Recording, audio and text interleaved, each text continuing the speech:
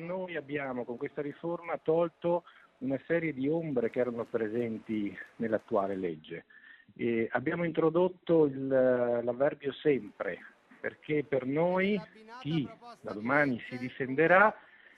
all'interno ovviamente di quella cornice che abbiamo costruito, all'interno ovviamente di quella che è la condotta che è da considerarsi legittima,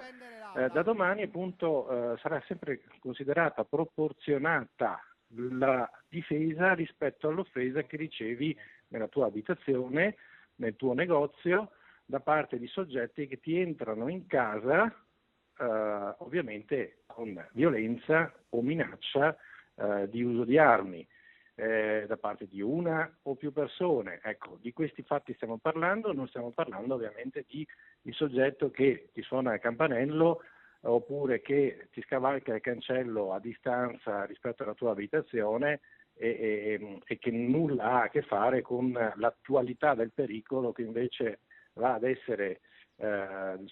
come condotta rientrante nella norma che noi abbiamo modificato. Domani l'eccesso colposo non sarà più punito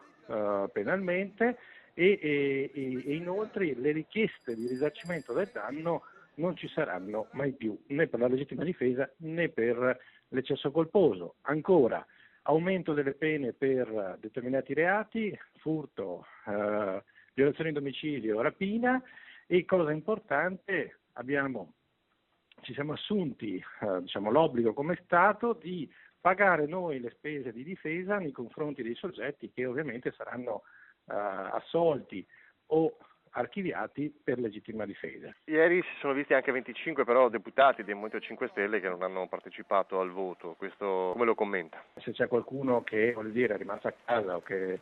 voleva fare qualche emendamento o voleva proporre modifiche, insomma questo ci può stare, ci sta anche dalla nostra parte, questa è una maggioranza che ovviamente ha delle diversità al suo interno, ma che poi alla fine raggiunge l'obiettivo. A chi teme che da domani possa esserci il Far West, lei cosa dice? Che mi deve dare delle argomentazioni giuridiche, perché queste sono argomentazioni che non hanno nulla a che fare con il tema della riforma sulla legittima difesa.